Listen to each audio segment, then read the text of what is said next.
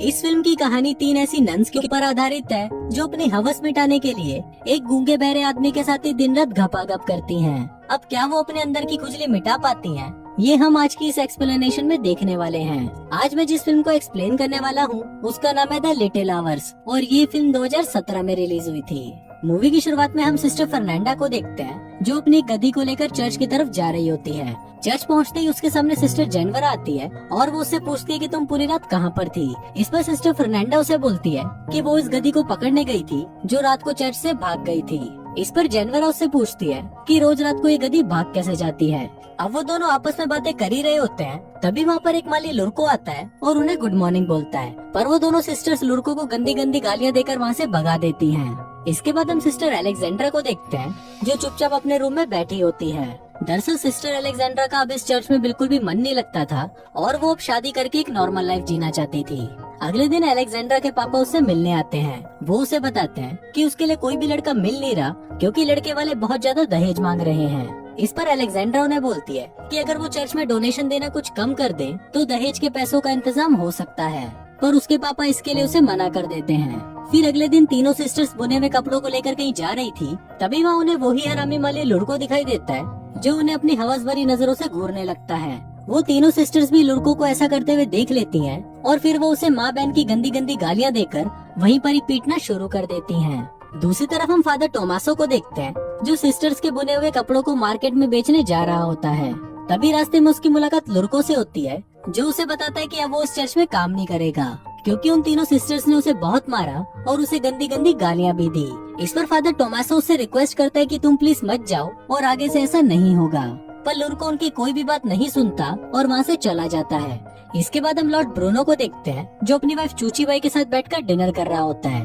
वो अपनी वाइफ को अपनी जीती हुई जंग की कहानियाँ बता रहा था, पर चूची बाई का ध्यान तो अपने ही पास में खड़े हुए नौकर ठोकुमल पर था। रात को चूची बाई और ठोकुमल पलंग तोड़ गपागप करते हैं और गपागप करने के बाद चूची बाई उसे बताती है कि ब्रूनो तो किसी भी काम का नहीं है क्योंकि उसका छोटा चेतन तो खड़ा ही नहीं हो पाता।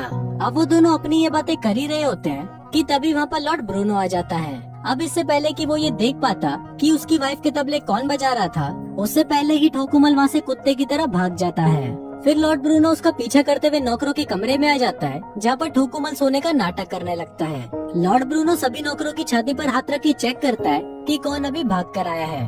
तभी वो ठोकुमल की छाती पर हाथ रखता है और उसे पता चल जाता है कि ये साला नीच वही है जो उसकी वाइफ का गेम बजा कर आया है। अब अंधेरा ज्यादा होने की वजह से लॉर्ड ब्रूनो उसकी शक्ल देख नहीं पा रहा था, इसलिए वो ठोकुमल की चोटी काट देता है और बोलता है कि सुबह होते ही उसे पता चल जाएगा।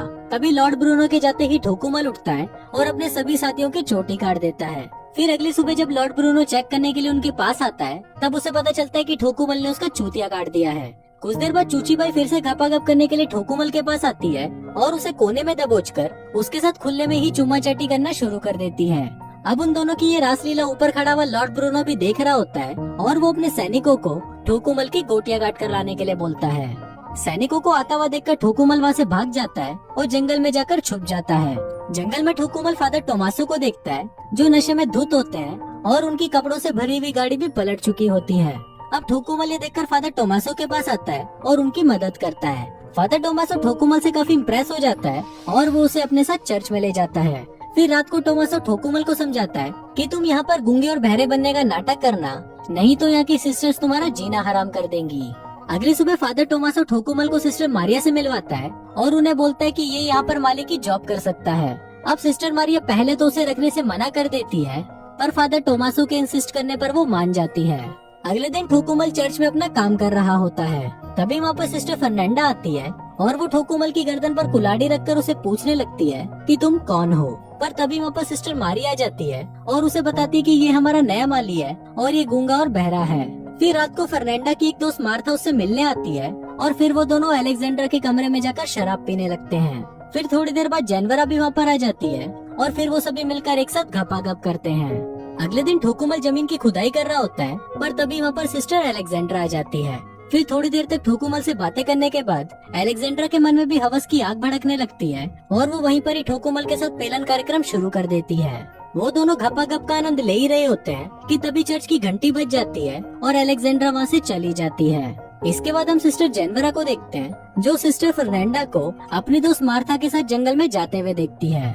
वो छुपकर उन दोनों का पीछा करती है और देखती है कि फर्नांडा और मार्था मिलकर बेलाडोना बना रही होती हैं। दोस्तों, बेलाडोना एक पत्ता होता है जिसको लगाकर औरतें मर्दों को अपनी तरफ अट्रैक्ट करती हैं। बेलाडोना लगाने के बाद वो दोनों ठोकुमल के कमरे में जाते हैं जहाँ पर वो सो रहा होता है। तभी वो दोनों भूखे नंगे भेड़िए की तरह ठोकुमल पर टूट पड़ती हैं और उसके साथ दबा दबा कर घपाघप करना शुरू कर देती हैं। फिर अगले दिन भोसड़ पप्पू नाम का एक आदमी चर्च में आता है और टोमासो और मारिया उसे चर्च घुमाने के लिए अपने साथ ले जाते हैं। दूसरी तरफ ठोकुमल चुपके से अलेक्जेंड्रा के कमरे में आ जाता है और फिर वो दोनों वहीं पर ही धुआंधार संभोग करना शुरू कर देते हैं।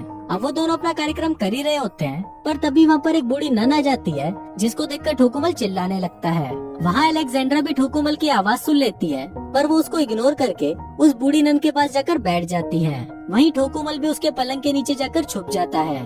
फिर थोड़ी देर बाद ठोकुमल वहाँ से भागने ही वाला होता है कि तभी वहाँ पर सिस्टर मारी और भोसड़ पप्पू आ जाते हैं, जिसको देखकर ठोकुमल फिर से पलंग के नीचे घुस जाता है और फिर उनके जाते ही वहाँ से भाग जाता है। अगले दिन अलेक्जेंडर ठोकुमल के कमरे में आती है और उसे पूछते कि तुमने मुझसे झूठ क्यों बोला कि तुम गूंगे बहरे हो।